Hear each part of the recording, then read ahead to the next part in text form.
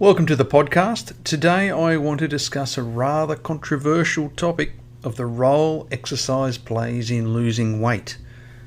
Now, believe it or not, one of the greatest myths ever perpetuated on millions of people has been the belief that you can actually exercise to lose weight. And yes, you heard me correctly. Ever since the fitness boom of the late 1970s, the fitness industry has essentially indoctrinated us with the belief that we can actually burn calories and therefore lose weight provided we hit the gym. But this is just a theory, and believe it or not, the theory was actually disproven a long time ago. But this is a little secret the fitness industry doesn't want you to know. Now, I expect a few of you will be pretty skeptical about what I've just suggested, that exercising to lose weight is a waste of time. So let's unpick this concept in order to highlight its flaws, and in doing so, we need to take a sizable step backwards and look at the big picture. If exercising was truly an effective and sustainable way of losing weight, then why have we seen an explosion in rates of obesity since the 1970s? Think about it. Millions of people exercise on a daily basis, and thousands of gyms are full of people pounding the treadmill, yet despite this concerted effort by people to exercise, we just keep getting fatter. Remember the definition of stupidity? Doing the same thing over and over but expecting a different result? Well, it seems we just keep lacing on the runners and squeezing into our lycra outfits, hoping that it will finally work. Now, those of you who firmly believe in the whole exercise to lose weight theory often throw up a whole range of excuses as to why we have seen an explosion in obesity over the past 30 to 40 years. And apparently we're getting lazier, or we have more labour-saving devices, or we have less time to exercise. In reality, none of these are true when you consider that the modern form of human has existed for about 200,000 years, and apparently, in just the last 30 to 40 years, we've suddenly and dramatically changed our behaviour en masse. Now, I'm not so sure. So why doesn't exercise work when trying to lose weight? Well, whenever I discuss this topic, there's always lots of people who say, well, that's not true. I started exercising and a couple of months later I lost about 2 or 3 kilos. And yes, that is undeniable. Take a human, expose them to some form of additional exercise that's over and above their normal habitual level of physical activity, and you'll notice that you will lose a few kilos.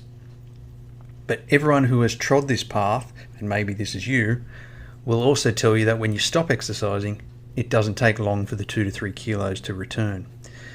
So the issue we're talking about here is sustainability.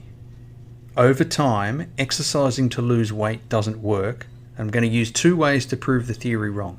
Let me use a common sense sort of answer first before I then get a little bit technical.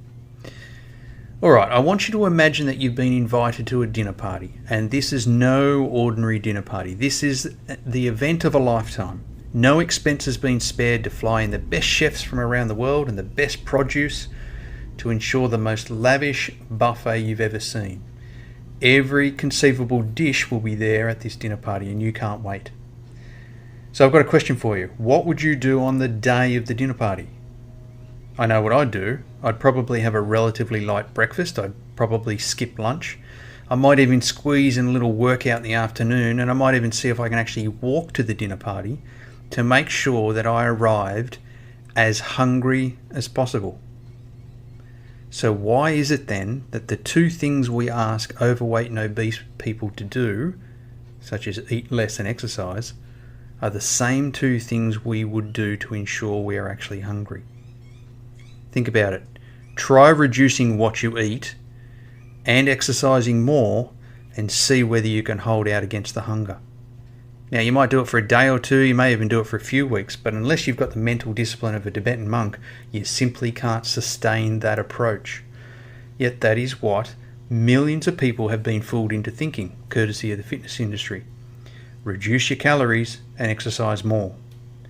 What a miserable and ultimately guilt-ridden existence. And guess what?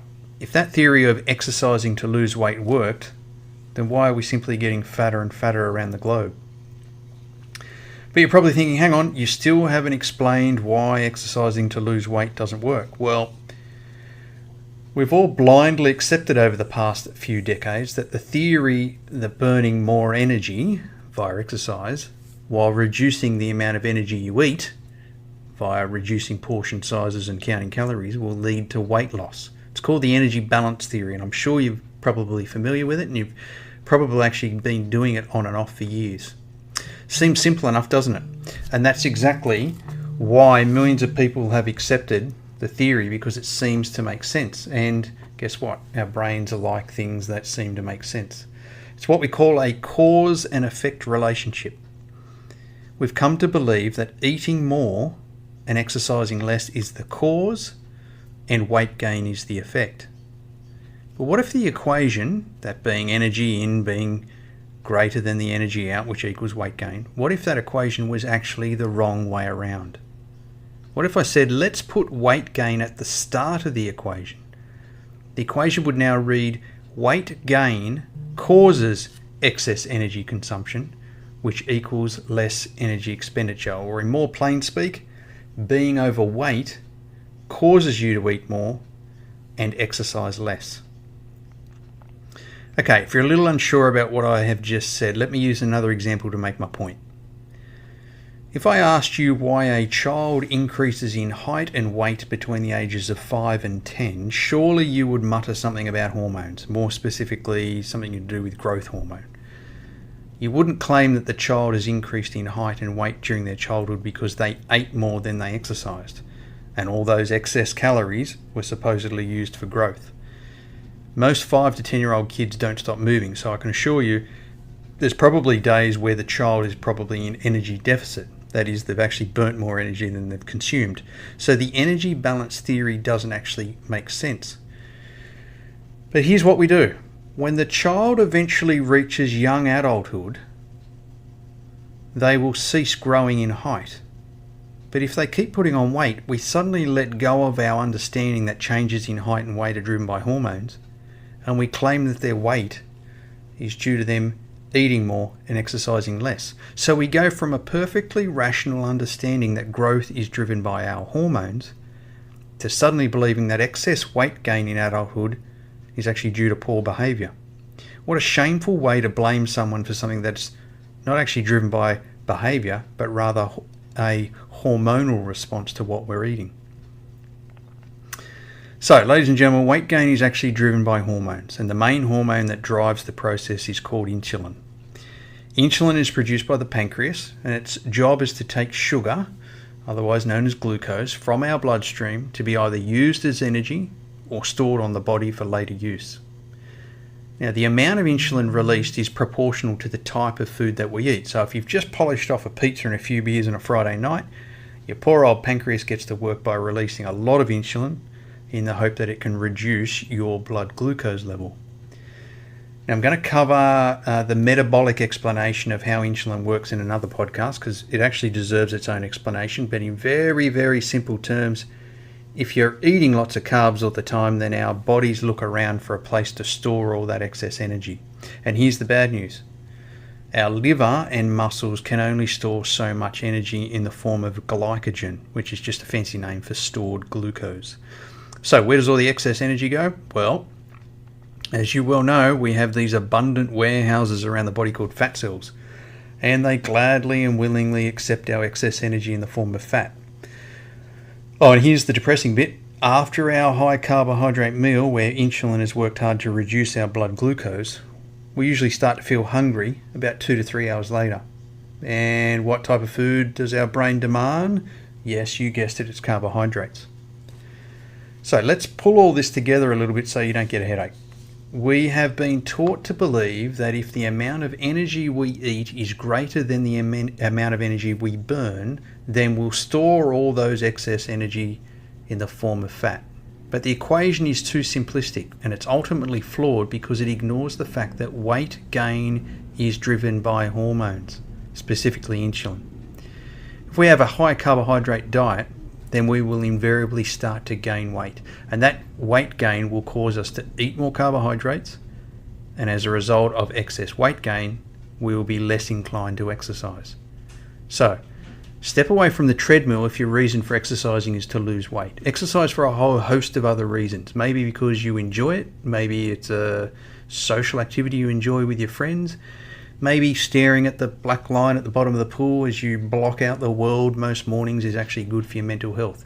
But don't torture yourself with exercise in the hope that you'll supposedly burn enough calories to reduce your weight. And if you're still not convinced, then do the simple maths. A meat pie and a 600ml bottle of Coke contains around 2,700 kilojoules of energy, or 650 calories if you want to use the US unit of measurement.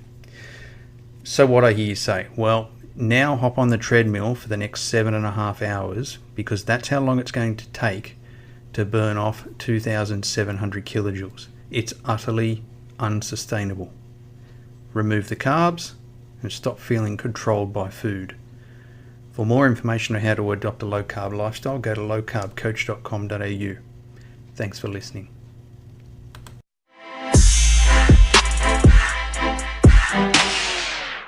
The podcast you just heard was made using Anchor. Ever thought about making your own podcast? Anchor makes it really easy for anyone to get started.